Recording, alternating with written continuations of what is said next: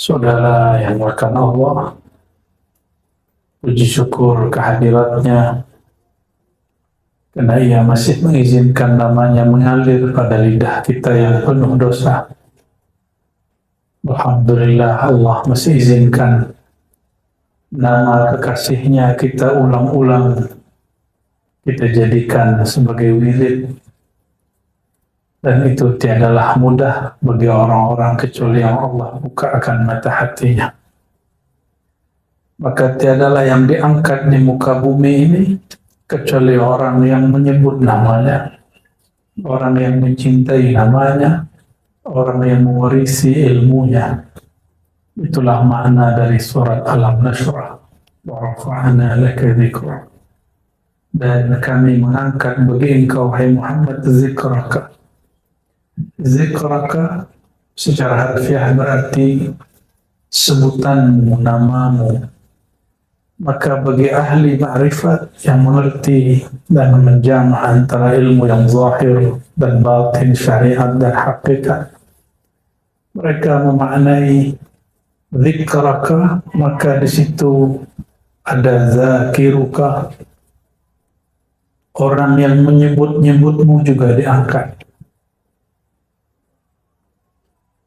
Zakiruka juga bermakna al-arif bika, orang yang kenal kepada engkau juga diangkat.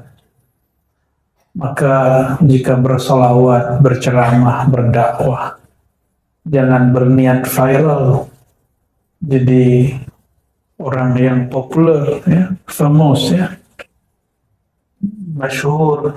Nah, niat kita hanya karena Allah membesarkan, meninggikan, mempopulerkan nama baginda SAW, maka kita pun mengatakan, Ya Rabb, arfa' dzikra habibana, dzikra habibina kama rafa'tahu. Sebagaimana engkau mengangkat namanya, kami pun mengangkat namanya. Maka siapa yang menyebut-nyebut namanya, dia pun ikut terangkat. Darjah dia pun ikut terangkat. Semoga hadir malam ini, terutama sahibul bait, Datin Umi Zaidah, ya? Aidah. Semoga beliau dan keluarga dan yang berhadir semua Allah tambahkan Nurullah, Nur Muhammad SAW. Ini mulailah zaman orang mengingkari kajian Nur Muhammad SAW. Padahal jika tuan-puan baca semua kitab maulid dimulai dengan Nur Muhammad SAW. Semua kitab maulid isinya Nur Muhammad SAW. Tapi muncullah ada orang mengatakan kajian Nur Muhammad itu kajian daripada pengaruh Kristiani kepada Muslim. Ada juga mufti di sini lah. Ya, saya tidak tahu negara bagian mana lah itu. Dia kata Nur Muhammad itu ajaran Majusi yang masuk ke dalam Islam. Ya salam, mufti, ya salam. Istafti qalbak qabla an tufti linnas. Minta fatwa dulu ke dalam kalbu sebelum kita memfatwa suatu hal. Kita tidak akan mengancam dia dengan ancaman-ancaman kesesatan. Kita cuma uzakiruhu, mengingatkan dia bahwa sadah kibar ulama, ya, ulama besar sedari dulu, mereka biasa memulai kajian dengan Nur Muhammad sallallahu alaihi wasallam.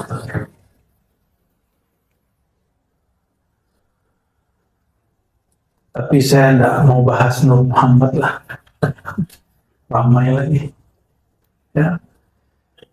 Karena di sini baca Ratibul Attas dan Al-Asmaul Husna. Saya ambillah bagian Al-Asmaul Husna. Kalau Ratibul Attas mungkin para sahabat yang berhak membahasnya. Walaupun kita memiliki sanad dan ijazahnya. Tapi tarekat saya bukan tarekat Ba'alawiyah, namun saya dapat ijazah mengamalkan wirid-wirid dan auratnya, ya, namun suluknya bukan suluk Ba'alawi. Ma'ahtiramina bihim, meskipun saya sangat hormat dengan Sadah Ba'alawiyah. Kenapa?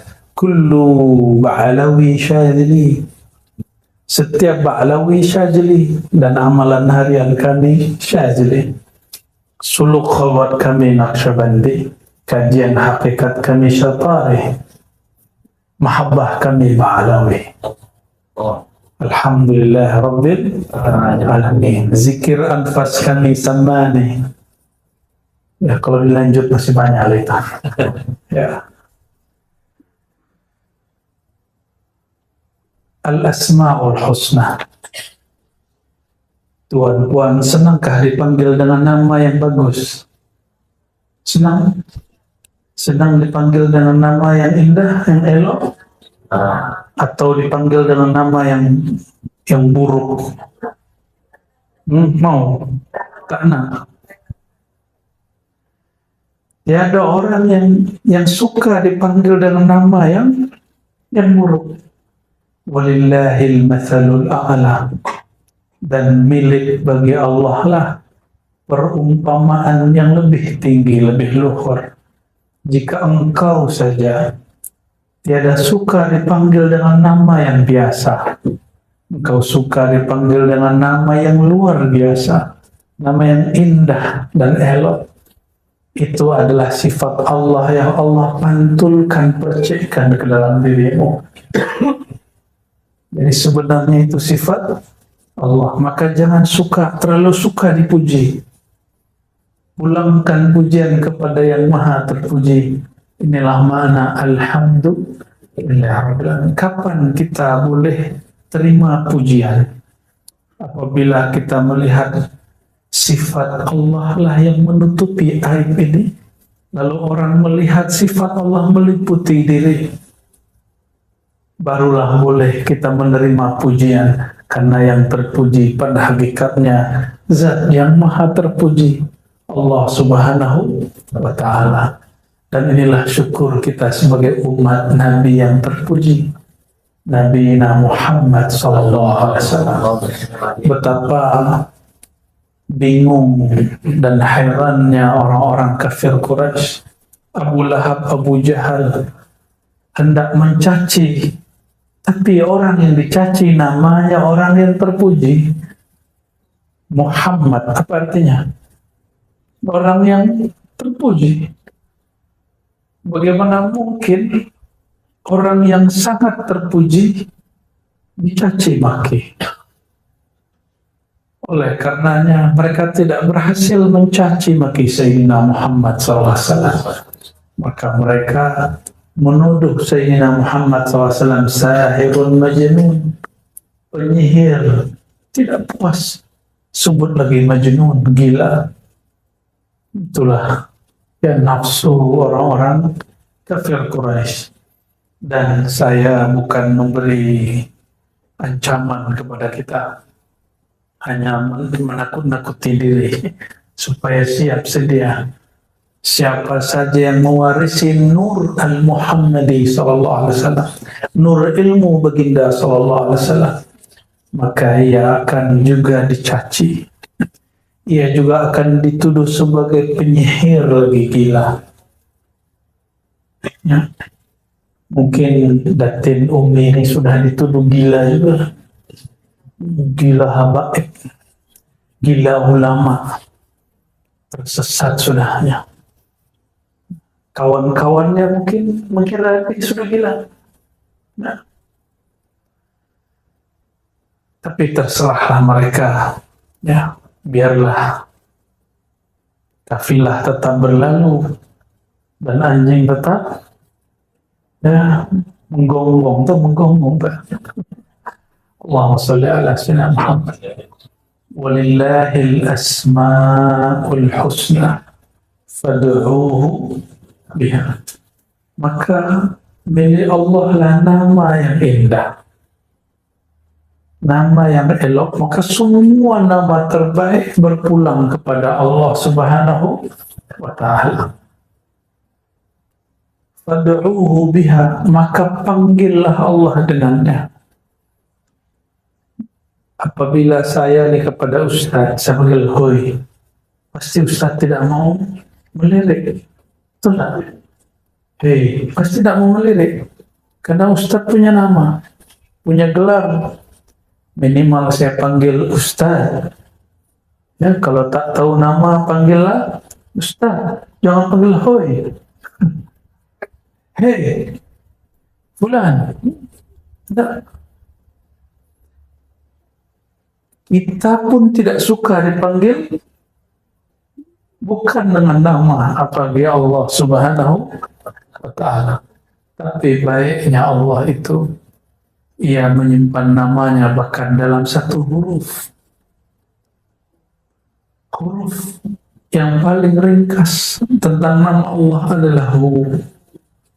Maka Qul huwallahu ahad.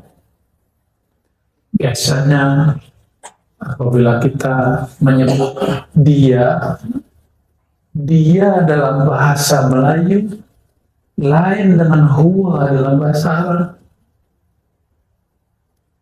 Karena dia dalam bahasa Melayu khusus untuk orang ketiga, orang yang gaib, orang yang hari ini sahabat kita tidak hadir, lalu kita sebut dia. Betul tak? Tapi kalau menyebut Allah itu menunjukkan tanzih, mensucikan Allah dari semua fikiran-fikiran. Maka maknahu mencakup semua sifat 20. Orang kalau faham belajar sifat 20, ada di sini majelis kajian sifat 20. Wajib ada, kita Ahlus Sunnah wal Jamaah. Salah satu simbol kita adalah mengkaji sifat Allah yang 20. Bukanlah Allah itu bersifat hanya 20, tapi karena akal ini terbatas, ulama meringkasnya menjadi 20. Dari 20 orang akan faham bahwa sifat Allah Tabaraka wa Ta'ala tak terhingga. Apabila kita berkenalan dengan seseorang ta'aruf, pertama yang ditanya bukan sifat dan tempat tinggalnya, di mana duduknya. Pertama yang ditanya adalah apa namanya. Maka awal jalan ma'rifat mengenal Allah adalah mengenal nama Allah Subhanahu wa Ta'ala. Saya lihat wiridnya sudah bagus, suaranya sangat merdu. Tinggal suara dan wiridnya diisi dengan warid. Warid itu dimulai dengan ta'lim. Innamal ilmu bita'allumi. Ilmu itu mesti diambil dari guru. Lain dengan futuh, lain dengan wahbiyah, bukan wahabi. Wahbiyah itu pemberian bakat dari Allah. Ya. Tiba-tiba malam Lailatul Qadar atau malam nisfu Sya'ban, mimpi melihat cahaya, esok hari sudah mampu urut orang. Nah, itu namanya wahabiyah. Apa namanya? Atau tiba-tiba habis selesai wirid zikir, tertidur, melihat singa masuk ke badannya. Bangun tidur, dia mampu silat singa. Itu wahabiyah, tapi hati-hati. Wahabiyah tidak selalu mutlak langsung dari Allah. Siapa tahu dari jin, dari khadam-khadam. Maka kita mesti berhati-hati. Dan cara menetralkannya, membersihkannya, cukup dengan kalimat tauhid. La ilaha illallah. Orang yang kuat baca la ilaha illallah, Allah bersihkan dia dari ilmu-ilmu jahat. Dan coba tuan-tuan perhatikan di dalam Al-Quran, lafaz la ilaha illallah, seingat saya hanya ada 2. 4 atau 2, saya lupa, nanti tolong diingatkan. Seingat saya hanya 2 atau 4. Selebihnya lebih dari 20 ayat menyebut Allahu la ilaha illahu. Kadang dia guna lafaz Allah, kadang dia menyebut dirinya huwa. Maka huwa dalam bahasa Arab tidak hanya berarti dia dalam bahasa Melayu, tapi huwa ghayatut tanzih, ismun litanzih, nama untuk mensucikan Allah Ta'ala. Inilah yang tidak difahami oleh beberapa dai-dai. Ya, kita maklumi karena ilmu itu berkembang.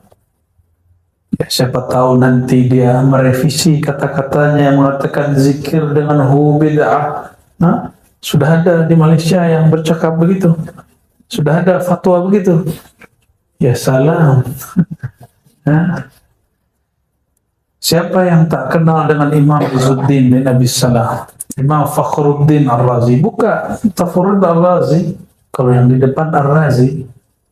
Ini Imam Fakhruddin Ar-Razi. Imam Fakhruddin Ar-Razi, beliau wafat lebih kurang 606 Hijriah. Sekarang sudah berapa? 1446. Sudah berapa abad? Satu abad 100 tahun. Sudah berapa abad? Lama gitu ya. 14 kurang 6. Berapa? 8 abad, 800 tahun lebih yang lalu. Beliau telah tulis di jilid pertama daripada Tafsir Mafatihul Ghaib Imam Ar-Razi. Beliau menyinggung banyak sekali rahasia daripada nama hu. Mana orang yang katanya pintar, cerdas, kenapa tidak membaca kitab ini? Ya, jadi hu itu nama. Oleh karenanya Imam Ahlus Sunnah yang bernama Abdul Qahir Al-Baghdadi, boleh diulang namanya? Abdul Qahir punya kitab Usuluddin dan Al-Farqu Bainal Firaq. Apa nama kitabnya? Usuluddin satu, yang kedua Al-Farqu Bainal Firaq, ada lagi yang ketiga Al-Asma' wa Sifat, 3 mujalladat, 3 jilid. Beliau mengatakan hu ismun min asma'il husna. Huwa adalah salah satu nama al-asma'al husna. Ya, maka kalau kita zikir nas'aluka ya man huwallahu la ilaha illahu. Imam Abul Hasan Syazili, guru daripada Imam Izzuddin Abi Salam, imam mujtahid di zamannya, tapi tidak keluar dari mazhab Syafi'i, tapi dia punya pandangan yang lain dengan Imam Syafi'i untuk beberapa hal. Beliau punya guru Imam Syazili yang punya Hizib Bahar, ya, salah satu hizib yang saya suka, dan kami di Ribat pagi petang mengamalkan wirid asas, astagfirullah 100, la ilaha illallah 100, salawat 100, subhanallah 100, itu di hari beliau. Imam Syazili, salah satu doa asma al-ismul a'zam, nama yang agung yang jika kita memohon dengan nama itu adalah hu. Maka beliau berdoa ya hu, ya hu, wahai yang menyebut dirinya huwa. Waw itu waw zaidah, pada dasarnya hanya hu. Waw itu tambahan dalam bahasa Arab. Jadi al-aslu fihi hu bila waw. Ada hu tanpa nyebut waw. Kul huwa, huwa Allah, karena dia disambung maka dibaca huwa Allah. Tapi jika dia diwakafkan Allahu la ilaha illahu, betul lah, begitu cara bacanya. Sahih? ada matnya.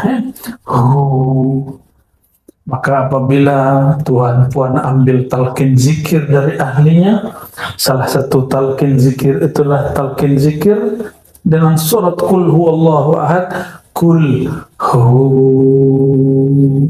Allah. Jika dilakukan dengan teknik yang benar, kaifiat yang sahih, dia akan membuat wajilat qulubuhum. Jika disebut namanya, bergetarlah hati. Ya. Jika disebut nama Allah, bergetar hati. Tapi kalau menyebutnya belum tahu caranya, maka hati tiada bergetar. Ya. Maka pelajari ilmu ini dari ahlinya, jangan dari YouTube. Ya. Pelajari dari siapa?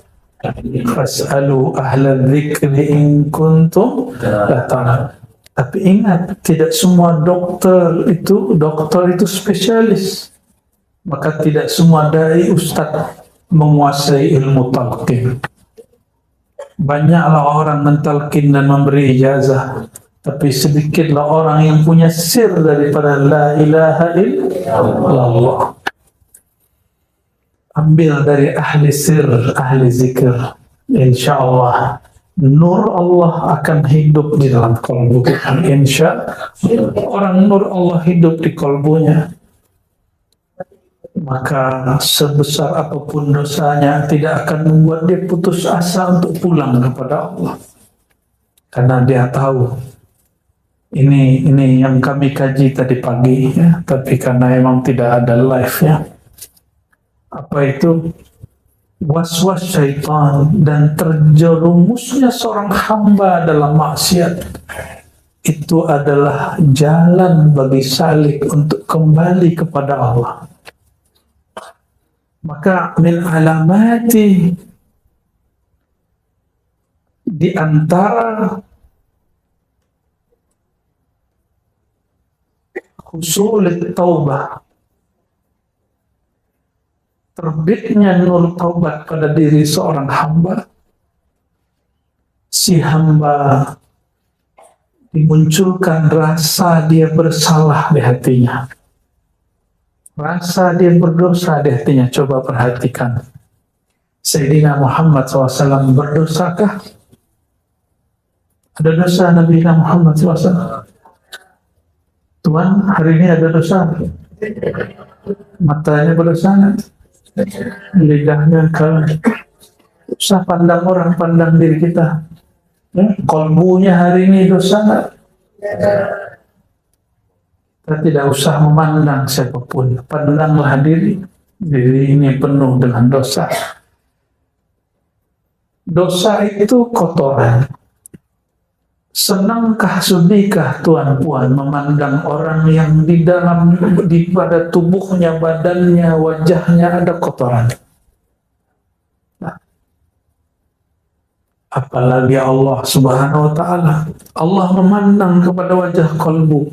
Apabila mata ini berdosa, kolbu langsung hitam. Dan Allah tidak suka kolbu yang hitam. Tapi itu dosa zahir. Mendengar aib orang, ya, membicarakan aib orang, itu dosa zahir. Ada dosa yang tersembunyi. Adakah rasa mohon maaf hari ini diri kita merasa lebih soleh daripada orang lain? Ada? Merasa diri ini lebih alim dari orang lain? Ada rasa itu? Ada merasa diri ini lebih berilmu daripada orang yang duduk di kiri kanan kita? Ada rasa itu? Jika itu ada, ya Tuhan Puan jawab di hati lah. Jika itu ada, itu dosa lebih besar dari dosa memandang yang haram. Hari ini kawan kita, sahabat kita mendapat rezeki dari Allah. Ada rezeki materi, uang kah, duit kah. Ada rezeki imateri, ya, mungkin populariti, mungkin dia disukai orang, dipuji orang, mungkin dia dapat ilmu. ini rezeki juga. Maka setiap orang yang dapat rezeki pasti ada yang iri dan dengki. Adakah kita hari ini iri dengki kepada seseorang? Iri dengki itu menginginkan dapat nikmat yang Allah berikan kepada sahabat kita, saudara kita, dan kita ingin dia tidak dapat. Itu namanya iri dengki. Tapi ada iri yang positif. Kita menginginkan nikmat yang didapat saudara kita, tapi dia tetap mendapat nikmat tanpa perlu dia hancur dan binasa. Nah, itu boleh. Ya. Maka dosa itu ada dua, dosa zahir, dosa batin. Tahukah saudara yang pertama kali iri dengki siapa? Iblis. Yang pertama kali sombong siapa? Iblis. Maka siapa yang merasa dirinya lebih, siapa yang iri dengki kepada orang, dia sedang mengambil sifat-sifat iblis. Dan ini wajib kita bertobat padanya. Maka apabila setiap Bani Adam memang berdosa, namun tidak semua Bani Adam merasa berdosa. Sayyidina Muhammad SAW dan semua para nabi berdosakah? Nabi Muhammad punya dosa kan? Betul. Betul. Sahih. Ya. Kecuali Ibnu Taimiyah, Imam Salafi Wahabi, mengatakan para nabi berdosa dosa kecil. Ini Ibnu Taimiyah, ya, yang disebut oleh kelompok Salafiyah Syekhul Islam, dia itu tanggung jawab dia di hadapan Allah nanti. Ya, kita tidak ada urusan. Dalam akidah Ahlus Sunnah yang kita anut, para nabi, terutama Nabi Muhammad SAW, tiadalah ia berdosa. Disebut maksum. Ada namanya maksum. Maksumah, ada punya nama maksumah. Ada maksum, ada. Siapa suaminya? Arwah. Allahumma sholli ala sayyidina Muhammad. Nabi Muhammad SAW. Perhatikan, ada muhim, ini penting sekali. Nabi kita tidak berdosa, tapi ia merasa berdosa. Saya, kita, tuan puan hari ini, kita pasti berdosa, tapi kita tidak merasa berdosa. Ya. Para nabi alaihimussalatu wassalam memandang dirinya jika melanggar satu adab, maka dia sampai dia wafat dia bertobat kepada Allah SWT. Sayyidina Ibrahim, dia berbohong 3 kali untuk kebaikan. Sampai nanti di akhirat orang minta syafaatnya, apa kata beliau? Duhai umatku, bukankah aku ini nabi yang berdosa 3 kali berdosa, 3 kali berbohong? Itu para nabi. Para nabi, dia berbuat sesuatu dan dia merasa bersalah di dalamnya. Maka semua para nabi tawwabin. Semua nabi itu ahli taubat. Ingin merasakan nikmat bertuhan, ingin merasakan nikmatnya zikrullah, benar-benarkan, betul-betulkan taubatnya. Apakah kita senang masuk ruangan tapi ruangannya kotor? Masuk masjid suraunya berdebu, apa namanya nih? Tikar apa? Karpetnya sudah kotor, ya, banyak debunya, banyak kotoran-kotoran di dalamnya. Nyamankah? Nah, para imam ahli zikrullah mereka ijma' qalbul mu'min baitullah, rumah Allah, surau yang hakiki, masjid hakiki, bukan bangunan fisik itu. Karena bangunan fisik itu boleh diubah nanti jadi gereja. Seperti Hagia Sophia, sudah dari gereja jadi masjid, masjid jadi gereja, gereja jadi museum, museum jadi gereja, jadi masjid lagi. Kalau bangunan boleh diubah, tapi kolbu ini tidak boleh dirubah. Nah, maka ini yang disebut baitullah hakiki. Jika seseorang masuk ke dalam dirinya, di dalam dirinya masih ada noda mata, noda telinga, noda pandangan, pendengaran, noda lisan, noda tangan dan kaki, noda qalbu, maka ia tidak akan lama tahan zikrullah. Dia tidak akan lama tahan dalam baitullah yang ada dalam dirinya. Padahal Sayyidina Muhammad SAW mengatakan dalam hadis yang sahih, "Idza ra'aita ahadan," jika engkau melihat seseorang suka datang ke masjid, fashhad lahu bil iman, maka saksikanlah dia benar-benar beriman. Oleh Imam Ghazali dimaknai bukan saja datang ke masjid yang fisik, itu betul, itu zahir iman. Tapi iman yang sesungguhnya apabila seseorang dia betah, dia nyaman, dia senang masuk ke dalam baitullah yang ada di dalam dirinya. Maka lihatlah orang-orang dia nyaman, dia suka lama-lama zikrullah. Dia sungguh menikmati lama-lama ketika berselawat. Ya, bukan karena suara yang indah saja, tapi karena suara di dalam kolbunya sudah sangat indah. Bukan karena ruangan ini bersih saja, tapi karena ruangan di dalam dirinya bernama kolbu, ruang dan relung kolbunya sudah sangat bersih. Oleh karenanya, miftahul walayah at-taubah.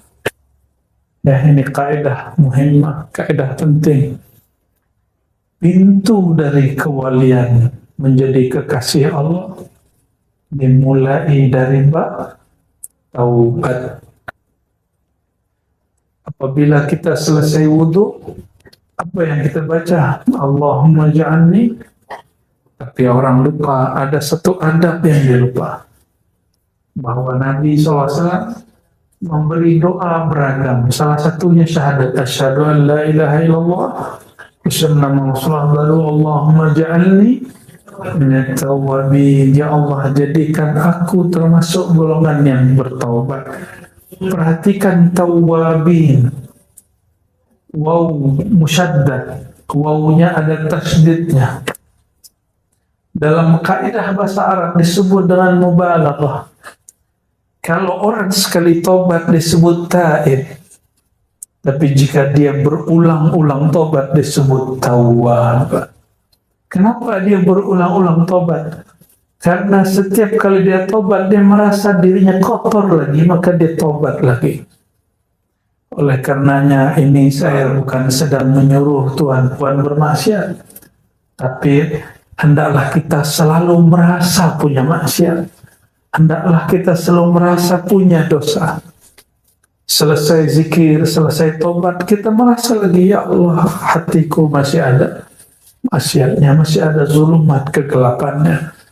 Oleh karenanya, ya, tiada seorang wali yang saya kenali kecuali amalan dia adalah zikir taubah.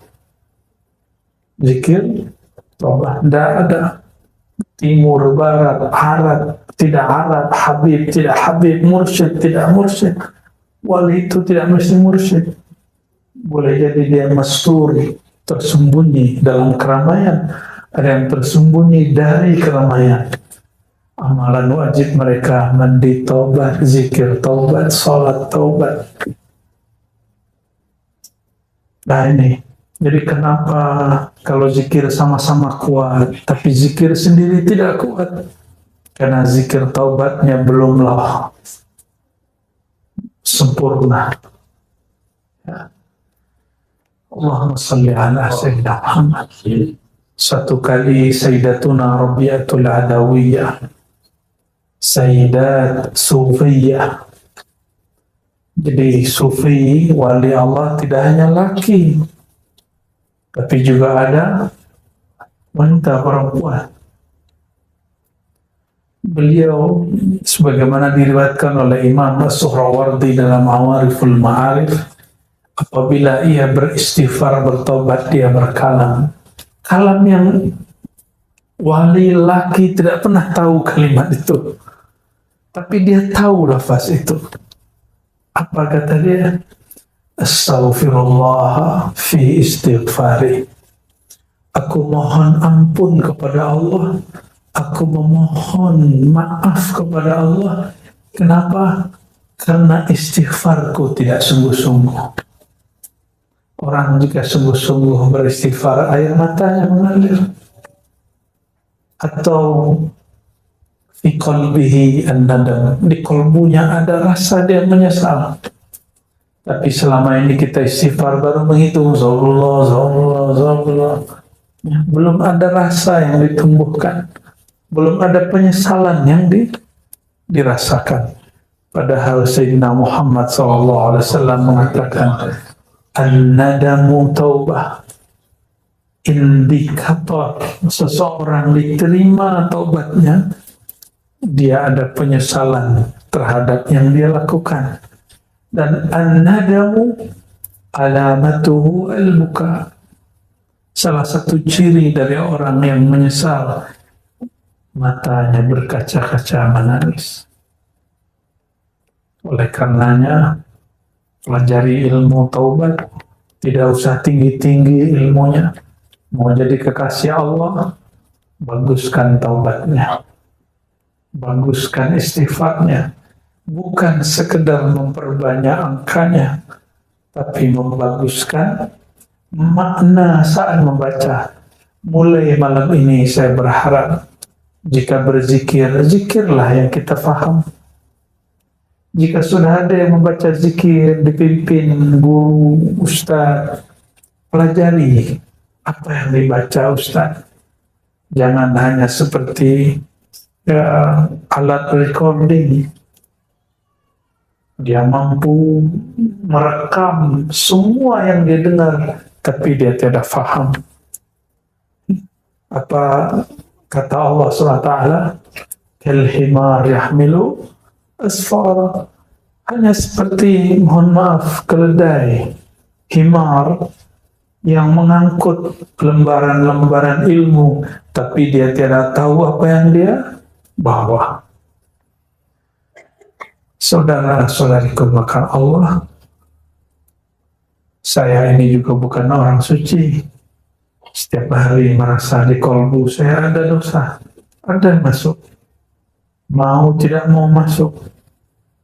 Awalnya kita berputus asa, tapi ternyata para masyayikh mengatakan, idza aradallahu ay yarfa' 'abdahu, jika Allah hendak mengangkat seorang hambanya, arsala ilaihi syaitan fayuwaswisu alaihi, maka Allah Ta'ala mengirim syaitan, iblis, lalu memberi was-was kepada dirinya.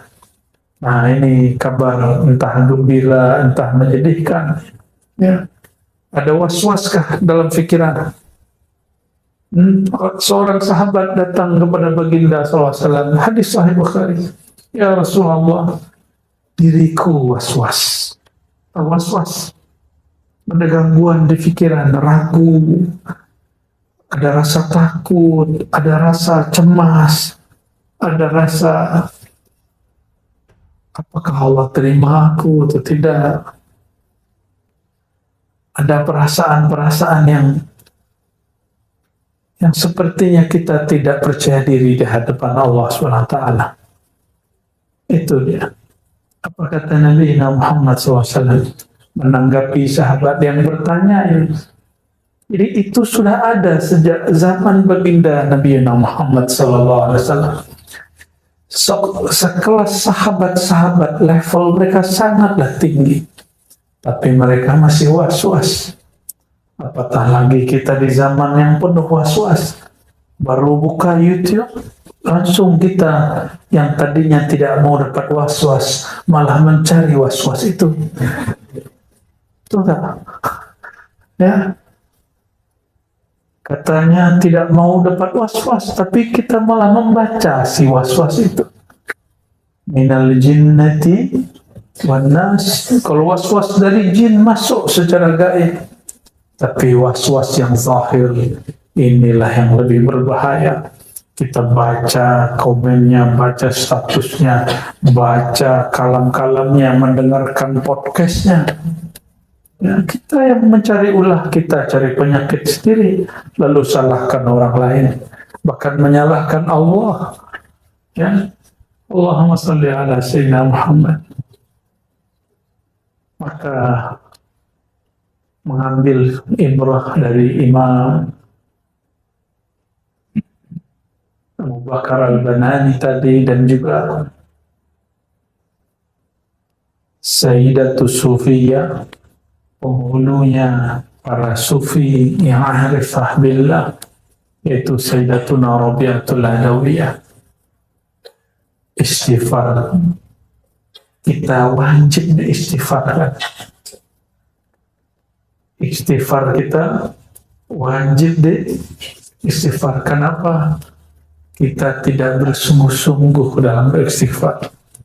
Dan Sayyidina Suhawardi mengatakan betapa banyak orang baca istighfar, lidahnya minta ampun, kolbunya tidak. Lidah minta ampun, kolbu tidak. Lidah mengaku, kolbu tidak. Na'udzubillah min dzalik. Hadis yang sering saya baca, innallaha yanzuru ila qulubikum. Allah yang Ia tatap bukanlah lidahmu, bukan suaramu, bukan tasbihmu. Yang Dia tatap apa? Kolbumu. Ini bagian terakhir yang mau saya sampaikan. Kalau kita tidak bertemu orang yang kita suka, orang yang penting dalam hidup kita, jika tidak jumpa, pastilah kita membaguskan pakaian yang dilihat. Kalau perlu, puan-puan ini berhias diri, ya, wajahnya pakai apa wajahnya? Pakai cat putih. Pakai apa? Kosmetik. Bedak, kan? Supaya apa? Jika ada kekurangan di wajah, ditutup. Supaya terlihat cantik. Jika laki-laki sebelum dia datang ke majelis, dia pakai cleanser. Ya, supaya mukanya tidak berminyak. Supaya nanti terlihat handsome. Oleh siapa? Oleh orang yang di belakang sana. Padahal yang di belakang hanya melihat punggung dan kepala dia. Kenapa kita hendak berhias jika hendak berjumpa makhluk? Padahal Allah selalu mau jumpa dengan kita.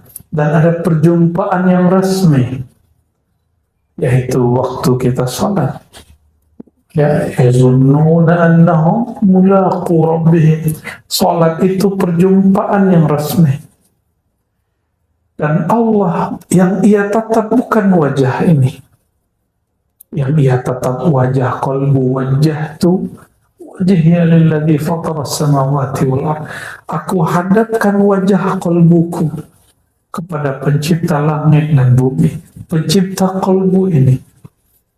Maka jika hendak bertemu Allah Ta'ala, bersihkan wajah qalbu, berilah hiasan yang layak baginya, sehingga Allah yang Maha memandang suka dan senang memandangnya. Apa tanda Allah suka memandangnya? kita pun senang memandang kalbu kita. Walladzi anzala as-sakinata fi qulubil mu'minin. Surat Al-Fat. Dialah yang menurunkan sakinah, rasa tenang, rasa nyaman kepada kalbu orang yang beriman. Turunnya ke dalam kalbu, bukan kepada wajah, bukan kepada otak. Awal kita kenal orang, kita pandang fisiknya, lama-lama kita pandang isi kepalanya, lama-lama kita pandang isi kalbunya. Betul tak? Sahabat yang paling disuka, apakah sahabat yang wajahnya paling bagus, paling elok, atau yang hatinya paling elok? Senangkah dengan orang otak dia bagus, pikiran dia, brandnya minda dia luar biasa, tapi kalbunya sombong? Suka dengan orang begitu? Kita lebih senang ya wajahnya ya lumayan buruk, otak dia, minda dia lumayan dhaif, ya dhaif, ya lemah, tapi kalbu dia tidak menyimpan busuk hati. Kita suka berteman dengan orang begitu, betul tak? Kita nyaman jika berjumpa dengan orang begitu. Itu masalul a'la. Ini perumpamaan yang lebih tinggi. Allah lebih senang lagi kepada orang yang kalbunya tidak menyimpan busuk hati, tidak menyimpan sombong diri. Senangnya Allah memandang orang begitu. Kapan mulai konflik muncul di surga? Ketika Azazil yang kemudian diberi gelar iblis merasa dirinya lebih tinggi daripada Sayyidina Adam, dan dia iri kepada anugerah Allah kepada Sayyidina Adam, maka bermulalah konflik, bermulalah pertengkaran. Ya, jangan sampai itu terjadi. Kita punya sahabat, wajahnya senang kita melihatnya, akal fikiran minda dia juga sangatlah cerdas, IQ-nya sangatlah tinggi, kalbunya sangatlah baik. Itulah afdalul ashab, sahabat yang paling mulia. Jika dia sahabat, jika dia guru yang paling disebut al-mursyid kamil mukamil, guru yang kamil, ideal, bukan sempurna. Sempurna hanya milik Allah. Ya, sangat ideal. Maka saudara-saudariku yang karena Allah hanya menatap kepada wajah, kalbu. Mari merias wajah kalbu. Ya. Ini puan-puan ini merias wajah ini setiap hari kan? Kalbu kita cemburu. Apa kata dia? Ya Allah, hamba-Mu ini merawat wajah zahirnya setiap hari, tapi wajah yang Engkau tatap dia hanya rawat sesekali saja. Wajah ini, kata ahli kecantikan, mesti dibersihkan minimal 2 kali sehari. Tahulah kita ya, pagi, petang ya, atau bangun tidur, sebelum tidur. Maka saya pun katakan minimal jika hendak membersihkan kalbu, bersihkan 2 kali sehari. Sebelum bangun tidur dan sebelum tidur. Siapa yang tidur tidak membawa sifat-sifat sombong, sifat-sifat yang buruk, dia tidur fi hubbillah, dalam cintanya Allah. Itulah zikir yang sebenarnya. Itulah ahli surga. Jadi jika Tuhan mau lihat ahli surga zaman ini, mudah. Saya kasih contohnya. Orang yang tidur tidak menyimpan penyakit hati. Siapapun orangnya, alimkah dia, jahilkah dia, maka orang itu ahlul jannah, ahli surga. Alim dia, baca kitab kuningnya Masya Allah, apalagi baca maulidnya Masya Allah, tapi sebelum tidur dia kurang senang, hatinya seuzon, dia kurang bersyukur dengan apa yang dia dapat hari ini.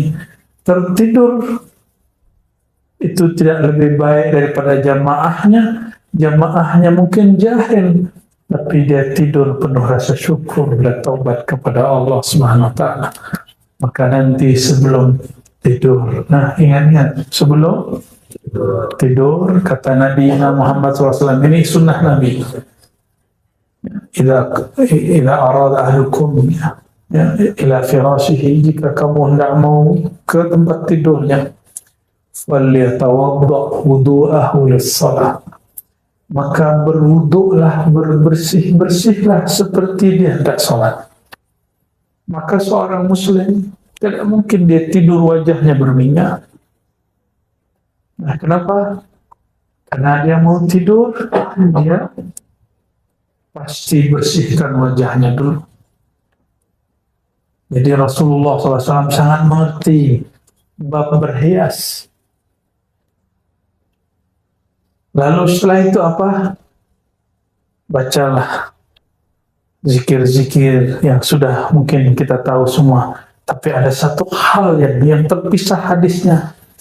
Janganlah tidur dalam menyimpan rasa sakit hati kepada siapapun. Ada rasa sakit hati kah kepada orang? Masih ada? Masih ada dendam? Masih? Saya lihat ini sebagian masih menyimpan dendam ini ya. Masih ada 1-2 lah ini. Dapat dibaca dari gores mata. So, kan tahu alam gaib tidak. Ya. Kita tahu orang wajah lapar. Kenapa? Terlihat di wajahnya. Bukan berarti kita tahu alam gaib, tidak. Sayyidina siapa yang Yahudi ini namanya? Abdus Salam. Ya. Seorang Yahudi yang masuk Islam. Kita tak benci Yahudi karena Yahudinya.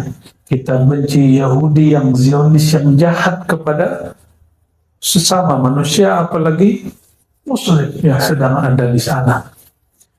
Sayyidina Abdus Salam diperintah oleh amatinya, bibinya. Wahai Abdus Salam, orang cakap ada orang baik datang ke Madinah mengaku sebagai Rasulullah.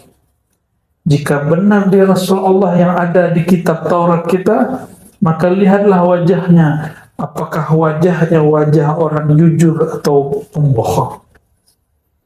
Pergilah. Maka pergilah Abdus Salam kepadanya. Saat semua orang Madinah menyambut baginda Nabi Muhammad SAW, maka dia tatap wajah Nabi. Lalu dia pulang. Apa kata dia kepada bibinya? Wahai bibi, ma ra'aitu fihi wajhal kizab. Aku tidak melihat ada gores kebohongan, kedustaan pada wajahnya. Berarti ilmunya ada. Ini namanya ilmu firasah yang kemudian dikumpulkan oleh Imam Fakhruddin Ar-Razi. Itu Imam Fakhruddin Ar-Razi lagi. Imam Ar-Razi lagi ya. Beliau kumpul satu buku judulnya Al-Firasah. Ini boleh dimumarasahkan. Sayangnya yang guna ilmu ini orang China, Feng Shui. Ilmu firasah itu bukan khurafat. Di Sumatera, di Jawa, itu orang tua-tua dulu ada ilmu itu, tapi dikhurafatkan oleh Wahabi. Ya, padahal ilmu itu ada. Ya. Akhirnya orang-orang hari ini mengharamkan yang tidak haram, menganggap syirik yang tidak syirik. Ya, auzubillah min dzalik. Kembali kepada yang tadi. Jika hendak tidur, setelah kita bersihkan yang zahir, bersihkan juga yang batin. Maka sebelum tidur pegang dadanya. Katakan, ya Allah, jika ada di dalam hatiku rasa benci, rasa sakit hati, rasa bermusuhan, rasa sombong, rasa semua yang buruk-buruk, tolong Engkau angkat dan hapus ya Allah. Barulah baca Bismikallahumma. Coba nanti, dan hidupnya pasti bahagia. Mau tahu orang paling bahagia? Orang yang di dalam tidurnya tidak menyimpan dan tidak membawa satupun sifat-sifat yang buruk. Ya. Dan semoga Allah menulis kita fi diwanit tawabin, dalam daftar nama-nama ahli taubat. Wala yaqbiduna illa wa nahnu minhum. Dan jangan sampai kita dicabut ya Allah ya, dan kecuali kita dalam keadaan bertobat kepada Allah Subhanahu wa ta'ala.